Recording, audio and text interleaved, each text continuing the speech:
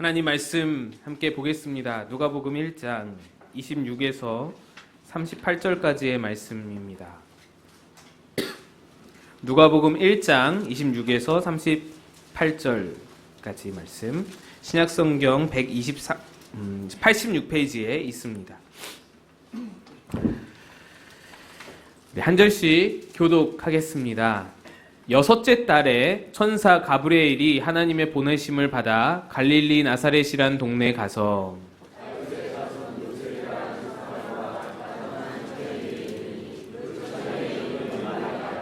그에게 들어가 이르되 은혜를 받은 자여 평안할지어다 주께서 너와 함께 하시도다 하니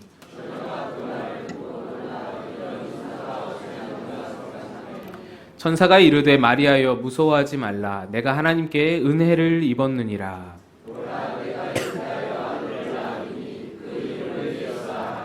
그가 큰 자가 되고 지극히 높으신 이의 아들이라 일컬어질 것이요 주 하나님께서 그 조상 다윗의 왕위를 그에게 주시리니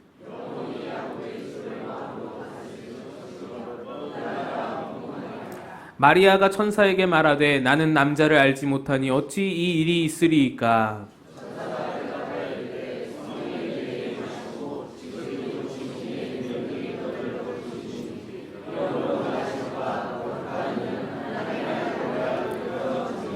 보라 내 친족 엘리사벳도 늙어서 아들을 배었느니라. 본래 임신하지 못한다고 알려진 이가 이미 6달이 되었나니 함께 읽습니다. 마리아가 이르되 주의 여종이오니 말씀대로 내게 이루어지이다 하매 천사가 떠나가니라. 아멘. 찬양대 찬양의 큰 은혜 받았습니다. 무엇보다도 찬양대가 몇 주 사이에 또 한 두어 분 더 늘어나신 것에 더 감사를 드리고 찬양대가 더 꽉 차 보이는 것 같아서 참으로 은혜가 되었습니다. 저희 집에는 함께 숙식을 하시는 삼형제가 있습니다. 그분들은 어린 나이에도 불구하고 참 뭐랄까요, 영악하다고 할까요, 산타클로스를 믿지를 않으십니다. 몇 년 전에 이전 교회에 사역할 때에 함께 사역하시는 전도사님 가정의 아이들이 저희 집에 자주 놀러 왔었습니다. 우리 집에 있는 삼형제보다는 이제 한두 살 이렇게 어린 아이들이었는데 아이들끼리 이야기하는 것을 이렇게 듣다 보니까 전도사님네 그 어린 아들이 형들은 산타 선물로 뭘 받았으면 좋겠냐고 물어봤습니다. 근데 우리 집 삼형제들이 산타 없어 이러는 겁니다. 그거 엄마 아빠가 변장한 거야. 이 전도사님 아들은 아직 6살, 아직 티 없이 깨끗하고 그 동심에 꽉 가득 찬 그런 아이인데 아직 산타의 존재를 한참 믿고 그렇게 꿈을 키우고 그래야 하는 아이인데 그 아이에게 팩트 폭력을 가해버렸습니다. 전도사님 아들은 당황한 표정으로 아니라고, 우리 어린이집에 진짜로 산타가 왔었다고, 형들이 몰라서 그런 거라고 막 항변을 해보았습니다. 우리 집 삼형제들은 이렇게 이야기를 하더라고요. 야, 너 그 산타 수염 당겨봤어? 그거 변장한 거야.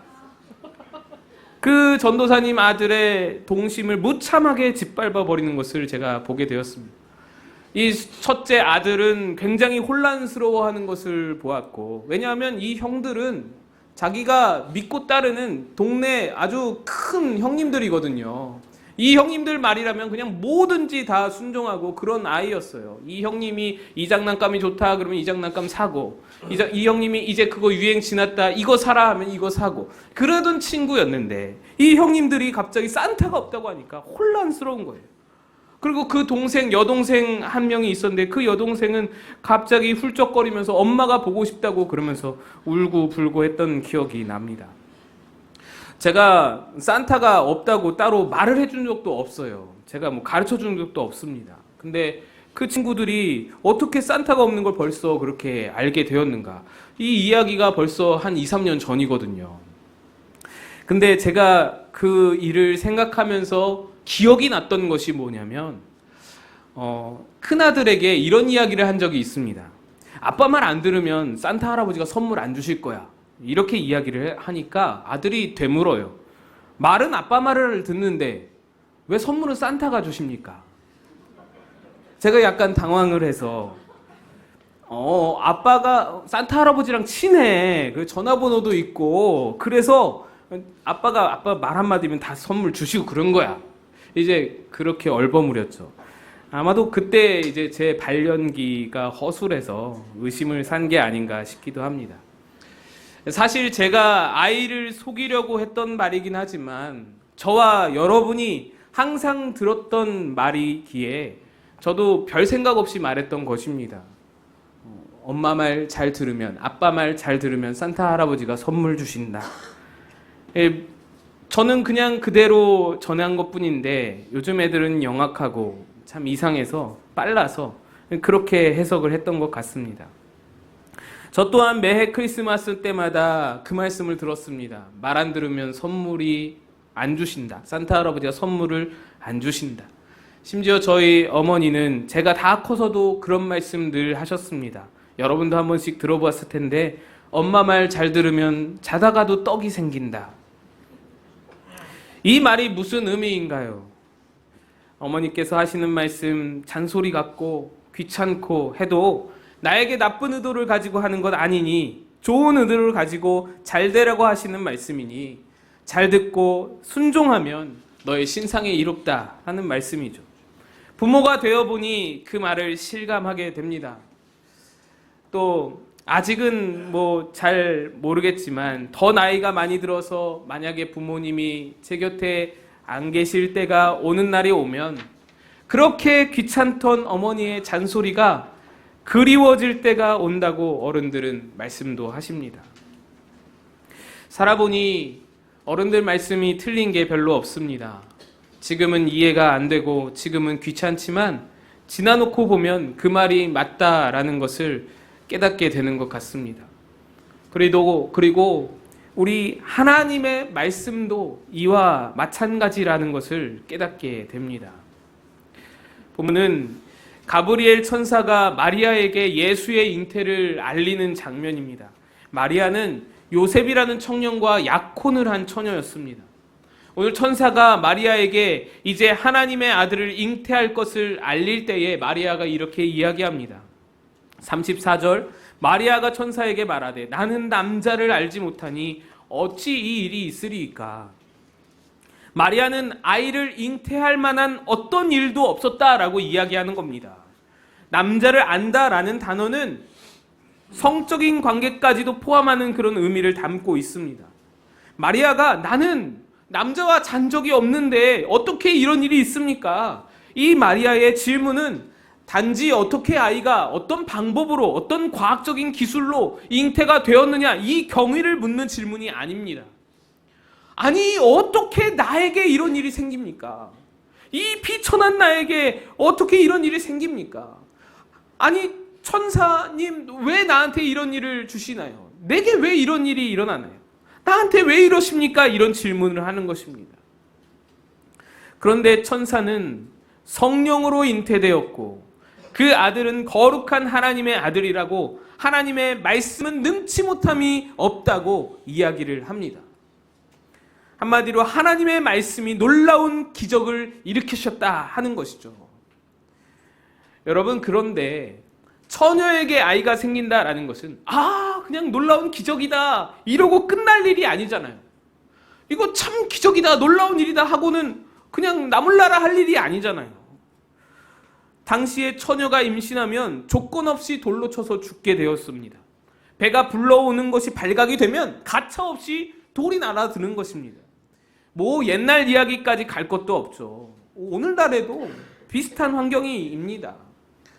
아무리 하나님이라고 해도 아무리 대승적인 차원에서 전 인류를 위한 일이라고 해도 여러분 결혼도 안 한 처녀가 임신한다라는 것은요 그 개인에게 그 가정에게 인생 대변혁인 거예요.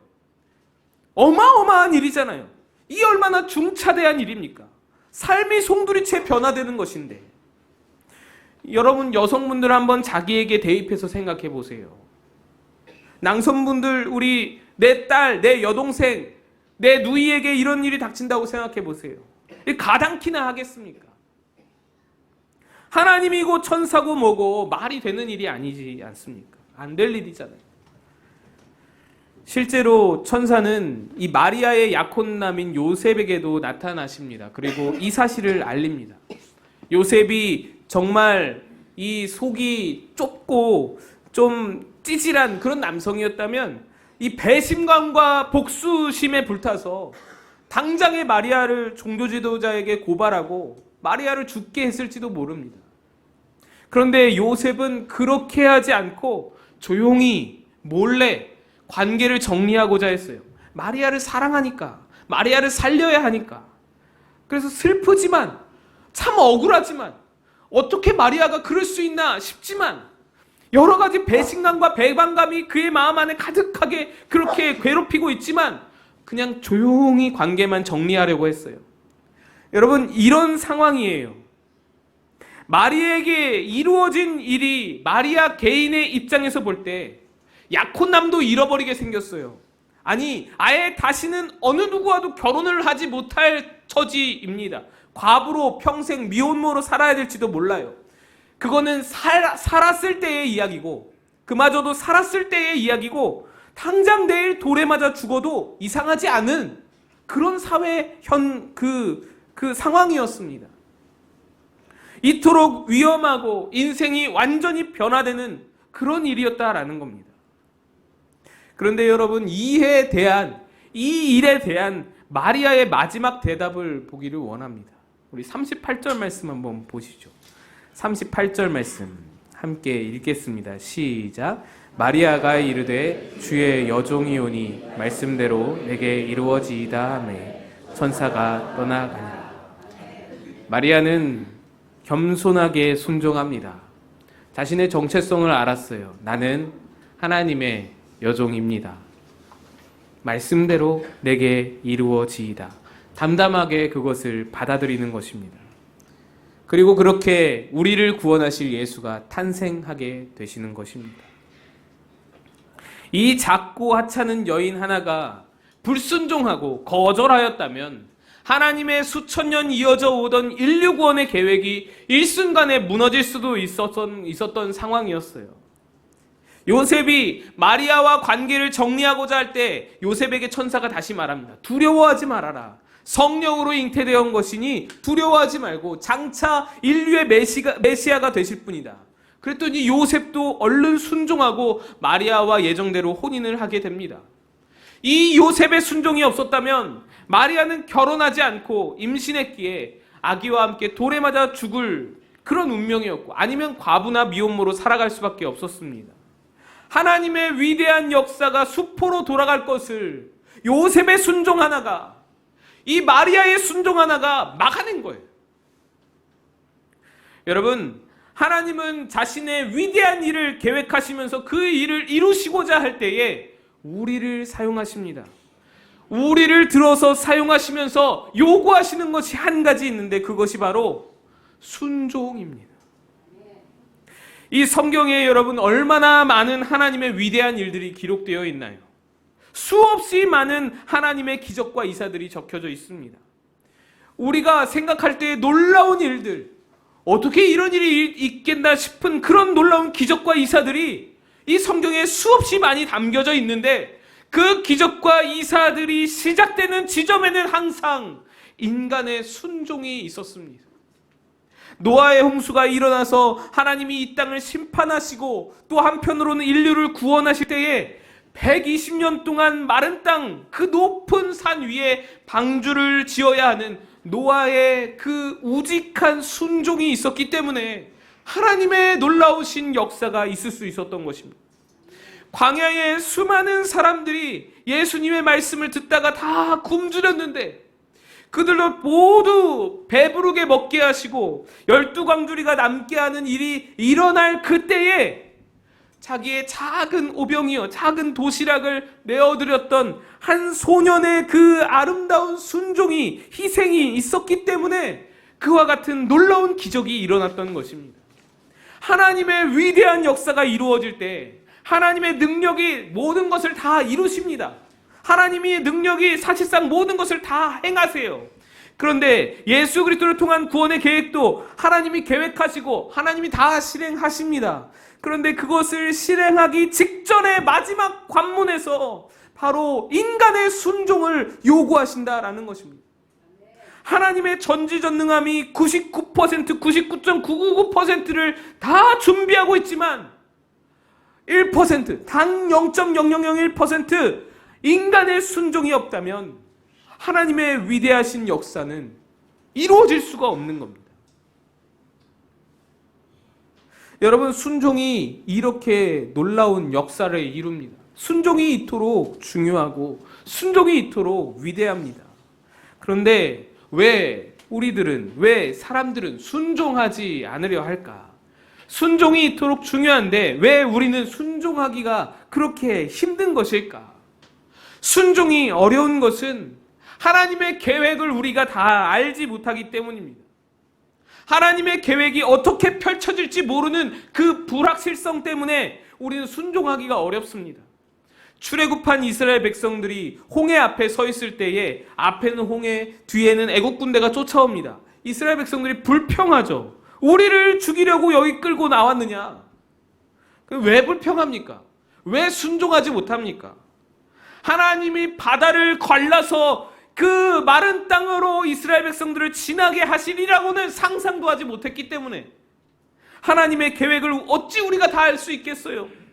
가나안의 혼인잔치에서 포도주가 동이 났는데 예수님은 물항아리에 물을 채우라고 말씀합니다. 물이 포도주로 변하리라고는 생각도 못했기 때문에 순종하지 못한다면 그것을 생각하지 못했기 때문에 순종하지 못하는 겁니다. 자꾸만 하나님의 계획을, 하나님의 펼치시는 일들을 우리의 머리로 이해하려고 달려들어서 우리는 순종할 수가 없습니다. 하나님의 계획은 우리가 판단할 사이즈가 아닙니다. 그래서 하나님은 그저 순종을 요구하십니다. 하나님은 너희가 이해할 수 없는 영역이기 때문에 일단 순종하라고 말씀하시는 거예요. 이해시킬 수 없고 이해가 되지 않기 때문에 그저 순종을 말씀하는 겁니다. 우리 입장에서는 불친절하죠. 다소 불친절하게 느껴집니다. 그런데 그것이 어쩔 수 없는 하나님과 인간의 갭이에요. 차이예요. 이 차이를, 이 간극을 메울 수 있는 것이 무엇이겠습니까? 바로 믿음입니다. 하나님의 계획이 우리의 믿음으로 어렴풋이나마 볼 수 있는 것입니다. 믿음은 저 장래에 있을 하나님의 놀라운 계획을 앞당겨서 오늘날 바라보는 것입니다. 그 믿음이 있어야만 이 하나님의 놀라운 계획이 어렴풋이나마 이해가 되고 어렴풋이나마 내 손에 잡히는 것이 되고 어렴풋이나마 내 머리에 이해가 되는 것으로 납득되는 것으로 되어서 순종이 나타날 수 있게 된다라는 것입니다. 도저히 인간의 머리로 이해할 수 없는 상황을 던져놓고 순종을 말씀하시는 천사 앞에서 그것을 받아들이고 순종하는 데에는 하나님의 계획이 어떻든지 선하신 하나님께서 나를 책임지실 것이다. 하나님은 나를 여전히 사랑하신다라는 믿음이, 그 믿음이 마리아의 위대한 순종을 이끌고 온 인류를 향한 구원 계획을 성취하게 되는 것입니다. 그래서 여러분, 믿음이 곧 순종이고 순종이 곧 믿음입니다. 어떤 이는 믿음을 자꾸 예전적인 행위와 연결을 짓습니다. 기도 많이 하면 믿음이 좋다. 성경 많이 하면 믿음이 좋다. 그런데 사실 그렇지가 않습니다. 믿음이 없어도 자기 욕심을 위해서 기도 많이 할 수 있고 전혀 믿음이 없어도 자기 만족을 위해서 성경 볼 수 있습니다. 물론 정말 믿음으로 기도하고 말씀 보는 사람이 훨씬 더 많은데 그럴 수도 있다라는 것입니다. 그러나 그러한 예전적인 행동들이 이 믿음을 보증하지 못한다라는 거예요. 그런데 순종은 그렇지가 않아요. 믿음 없이는 순종이 불가능합니다. 순종은 내 안에 믿음이 있다라는 증거가 되는 것입니다. 그래서 여러분의 믿음을 하나님께 보이기를 원하신다면, 하나님 앞에 내가 믿음이 있습니다, 이렇게 믿음이 하나님 앞에 있습니다라고 보이시기를 원한다면 순종으로 보여야 한다라는 것이죠. 멕시코에 사는 홍인종들은 믿는다라는 말과 순종한다라는 말을 한 단어로 사용하고 있습니다. 그래서 그들은 믿음과 순종을 잘 구별하지를 못합니다. 내가 믿으면 당연히 순종하게 되지 않겠습니까? 라고 말한다라는 겁니다. 그렇습니다. 믿음은 순종으로 드러나는 것입니다. 이것이 사무엘이 순종이 제사보다 낫고 듣는 것이 순양의 기름보다 낫다고 하신 말씀의 뜻입니다. 사무엘상 15장 22절로 23절에 이렇게 말씀합니다. 순종이 제사보다 낫고 듣는 것이 순양의 기름보다 나으니 이는 거역하는 것은 점치는 죄와 같고 완고한 것은 사신 우상에게 절하는 죄와 같음이라. 여러분, 순종이 제사보다 낫고 듣는 것이 순양의 기름보다 나으니 여기까지는 우리가 익히 잘 알고 그런 익숙한 말씀입니다. 그런데 그 다음에 거역하는 것은 점치는 죄와 같고 완고한 것은 사신 우상에게 절하는 죄와 같음이라 하는 말씀. 여러분, 이 말씀은 함께 읽어야 하는 말씀인데 우리가 잊어버린 말씀입니다. 순종하지 않는 것이 우상 숭배와 다르지 않다라는 겁니다. 여러분, 이거는 섬뜩한 말씀입니다. 무서운 말씀입니다. 우리는 우상 숭배에 대해서 굉장히 부대껴하고 거리껴합니다. 어떤 분은 목탁 소리만 들어도 머리가 아프다 하고 하시는 분들이 계십니다. 우상 숭배에 대해서는 굉장히 우리가 거부 반응을 일으키는데, 그런데 그러면서 아무렇지 않게 하나님의 말씀은 아무렇지 않게 거역하는 겁니다. 그런데 바로 그렇게 거역하는 것이 점치는 죄와 같다라는 거예요. 우상에게 절하는 죄와 같다라는 겁니다. 여러분, 이 말을 반대로 하면 순종이 곧 신앙이라는 겁니다. 너가 하나님을 믿느냐? 그렇다면 순종하게 되어 있다라는 말씀인 것이죠. 여러분, 하나님은 우리에게 순종을 요구하십니다. 하나님은 하나님의 일을 이루실 만한 능력이 충분하신데, 그래서 그 일을 이루실 모든 것을 준비해 놓으시고 단 한 가지 기다리시는 것이 여러분의 작은 순종인 줄로 믿으시기를 축복합니다. 우리가 더 이상 하나님의 놀라운 역사를 볼 수 없다면 다른 데 이유가 있는 것이 아니고 어쩌면 우리가 하나님 앞에 순종하지 않았기 때문이 아닐까, 우리가 돌아볼 수 있어야 한다라는 겁니다. 순종한 자만이 하나님의 위대한 역사에 참여하고 위대한 일을 이루게 됩니다. 이 마리아의 결과를 한번 보겠습니다. 마리아, 순종한 마리아의 결과가 어떠한지. 이 우리가 읽은 본문 뒤에 보면 마리아의 찬양이 나옵니다. 누가복음 1장 48에서 50절 말씀을 우리 함께 읽어보겠습니다. 시작. 그의 여종의 비천함을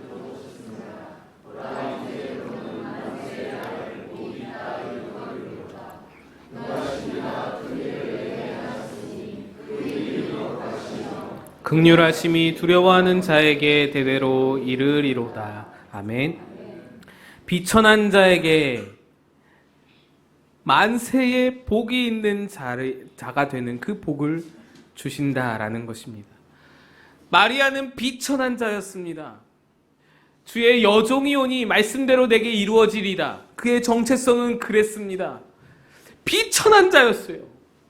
나는 여인이고 당시의 여인은 그 너무나도 비천한 삶을 살았기에 그냥 비천한 자였어요. 그런데 비천한 자에서 만세의 복이 있는 자로 바꾸어 주시는 그 원동력이, 그 통로가 바로 순종에 있었다라는 것입니다. 여러분, 우리 순종을 헌신이나 어떤 희생이라고 생각하지 마시기를 축복합니다. 순종은요, 내 유익을 포기하고 내게 희생을 요구하는 것이라고 말씀하지 마세요. 순종할 때 마리아는 이제 다 끝난 것 같고 모든 것이 무너지는가 싶었지만 오히려 그 비천한 여인을 만세의 복된 자로 바꾸어 주시는 놀라운 역사가 그의 삶 가운데 일어나게 되는 것입니다. 그 비천한 이름이 지금까지도 높임을 받고 추앙을 받게 되는 것이죠. 순종의 결과는 온 인류와 하나님 나라를 위해서만 선한 것일 뿐만 아니라 내 삶에도 역시 선합니다. 생각해 보세요. 이 작은 내가 무엇을 이룰 수 있겠습니까? 무슨 큰 일을 이룰 수 있겠어요? 근데 순종이 이룬다라는 겁니다. 몇 차례 이야기했듯이 저는 그것을 절절히 느낍니다. 비천한 나의 삶을 들어 사용하심이 순종했더니, 하나님 말씀에 순종했더니 하나님이 그것을 이루어 가시는 겁니다. 제가 이야기하는 것은요, 제가 이야기하는 순종은 목사에게 순종하십시오, 복 받습니다, 이런 이야기하는 게 아닙니다. 목사에게 순종하면 복 받습니다, 뭐 이런 이야기하는 게 아니고, 우리의 순종의 대상은 하나님 한 분이시죠. 물론 우리가 하나님께서 세우신 권위에 순종할 필요는 있겠지만, 인간에 대한 맹목적인 순종은 오히려 하나님 뜻에 거스를 수도 있는 것입니다. 하나님 말씀에 순종하자라는 말씀을 드리는 겁니다. 위대하신 하나님 말씀, 큰 일을 이루실 하나님의 말씀, 그 말씀에 순종할 때에 별 볼 일 없던 우리가 위대한 일에 동참할 수 있게 된다라는 것입니다. 다른 것에 순종하지 말고, 다른 것에는 능력이 없지 않습니까? 다른 것에는 위력이 없습니다. 그러나 하나님의 말씀에는 놀라운 능력이 있는데 우리가 거기에 순종할 수 있어야 한다라는 것이죠.